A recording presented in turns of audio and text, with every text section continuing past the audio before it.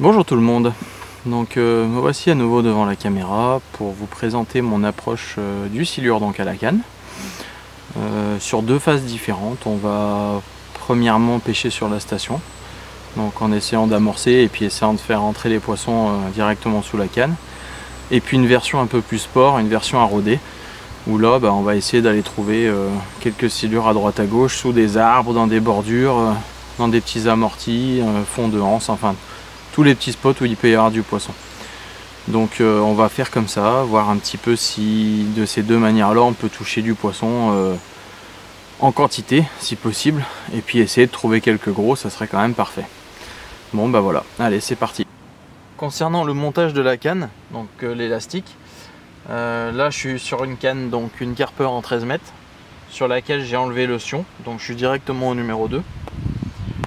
J'ai inséré dans ce kit, donc sur 3 éléments, du coup sur le 2, 3 et 4, donc un élastique. Donc là c'est un élastique que j'ai doublé, c'est un 6 mm. Donc à savoir que ce genre d'élastique et de montage bien sûr n'est pas du tout garanti sur la canne. Donc si on utilise ce genre de choses, même du 4 mm, même du 5 mm, c'est des choses qui sont totalement hors garantie. C'est vraiment uniquement au risque et péril du pêcheur, hein. Il faut bien avoir ça en tête, que aucune garantie ne peut être appliquée sur ce genre de choses, hein. De toute façon, aucune canne n'est réellement faite pour utiliser ce genre de choses. Donc voilà à quoi ça ressemble. Hein, donc un gros élastique, donc là il est vraiment pas tendu du tout, de sorte d'avoir vraiment un maximum de marge et que ça puisse bien travailler correctement. Depuis quelques temps j'ai déporté en fait l'attache, donc j'ai une tresse qui est très puissante à ce niveau là, et jamais il faut qu'il y ait un nœud qui puisse serrer l'élastique, donc jamais de nœud coulant ici, pour éviter que justement avec la pression, plus un nœud coulant est tendu, plus il va se serrer, plus il risquer de couper l'élastique. Donc en plus j'ai prévu un petit renfort ici avec du scotch pour vraiment dire que l'élastique soit vraiment au maximum de sécurité, et puis un petit émerillon pour accorder ma ligne au top.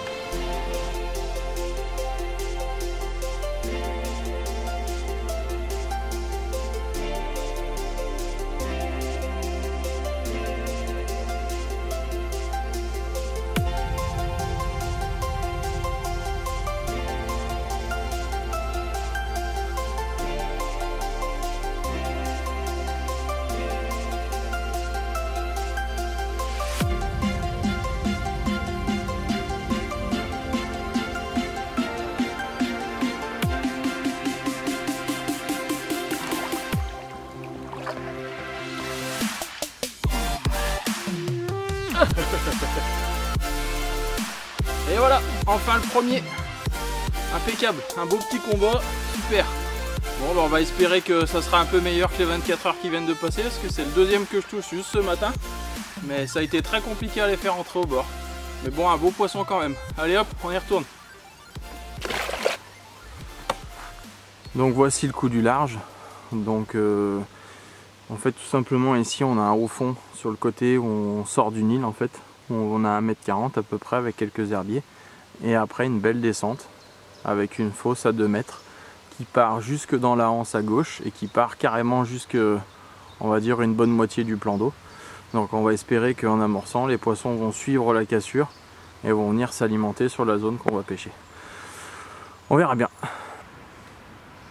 Pour l'amorçage, je prévois un mélange en fait dans lequel on va avoir du frolic, des pellets de deux tailles différentes, donc du 4,5 et du 10, et aussi des morceaux de chorizo pour le côté un peu épicé et huileux, ce qui fait qu'on aura une attraction qui sera vraiment large et qui fera qu'on va récupérer un peu du poisson à droite à gauche, qui j'espère va les rassembler le plus possible au niveau de la zone amorcée.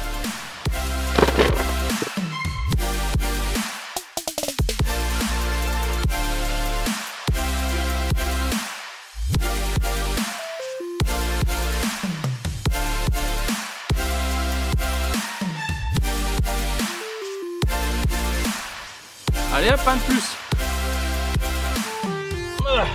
Un gros pépé. Un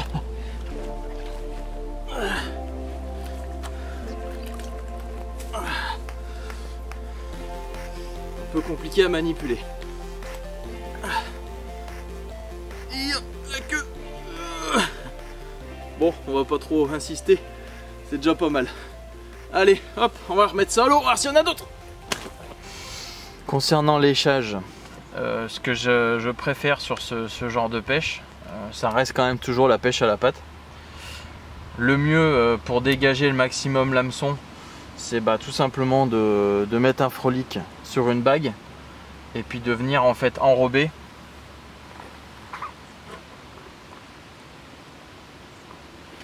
De venir enrober tout simplement le frolic, de sorte d'avoir l'hameçon suffisamment dégagé et avoir une chance que ça pique correctement. fait le frolic il sert simplement de support à la patte quoi. Bon allez, on va aller rôder. J'ai trouvé un petit spot là, par là on le voit un peu à travers les branches, où derrière on a deux gros bosquets. Un bosquet en fait en face et un bosquet là sur le côté. Donc je vais essayer d'aller mettre à manger là. Et puis j'y reviendrai dans un moment voir s'il y a un peu de poisson qui est rentré.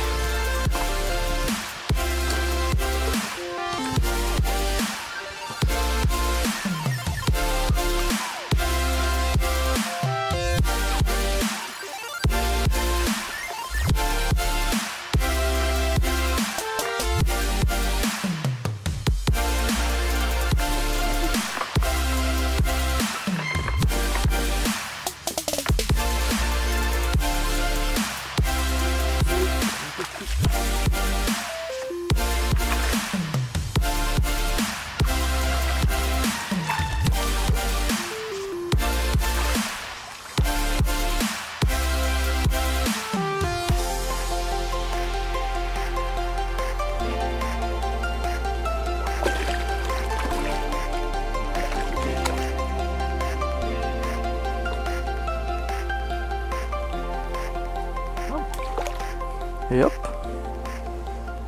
Alors pour la ligne, donc là on part sur une ligne tressée. Donc sur celle-ci ça doit être une cinquantaine de kilos de résistance. Le problème c'est qu'en nylon, en étang j'ai déjà essayé, ou alors il faut taper vraiment dans des 70-90 centièmes pour pas casser. Donc, je trouve que c'est un peu grossier, donc je préfère rester sur de la tresse pour avoir un diamètre plus petit et à résistance égale. Pour ça j'ai aussi modifié un peu des flotteurs. Donc là c'est un flotteur toujours effilé mais avec une antenne de 3 mm. L'œillet, donc c'est même pas un œillet, hein, c'est simplement un petit élastique pour retenir la tresse en haut, et puis bon, une gaine comme d'hab en bas. Et puis pour la suite, donc un hameçon donc suffisamment gros. Là ça doit être un numéro 2. Bon, malgré ça on arrive quand même encore à faire quelques décroches parce qu'ils ont la gueule tellement dure que si on pique au niveau des dents, bah, ça a de grandes chances de se décrocher. Donc c'est un petit peu le défi d'arriver à les piquer correctement sur un côté, sur la partie molle ou vraiment à l'intérieur, pour être sûr de ne pas le décrocher.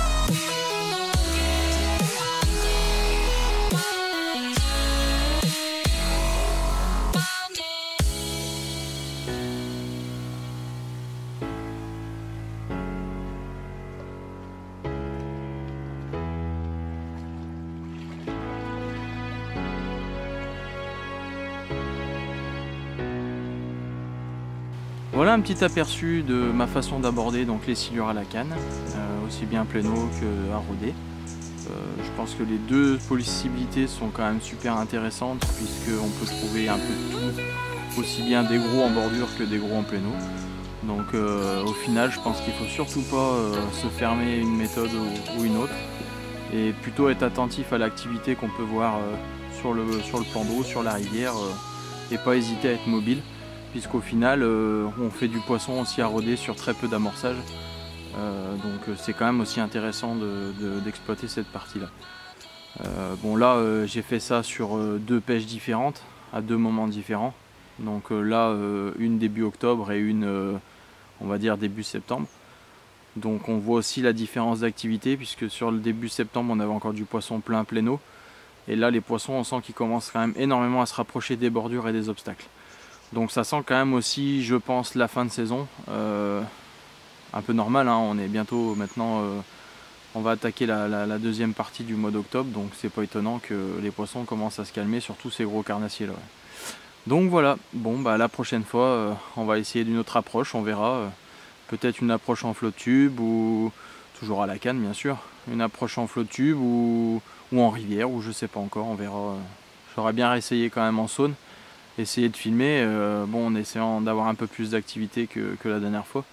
Mais bon, enfin bref, donc voilà. Bon bah à bientôt, ciao ciao.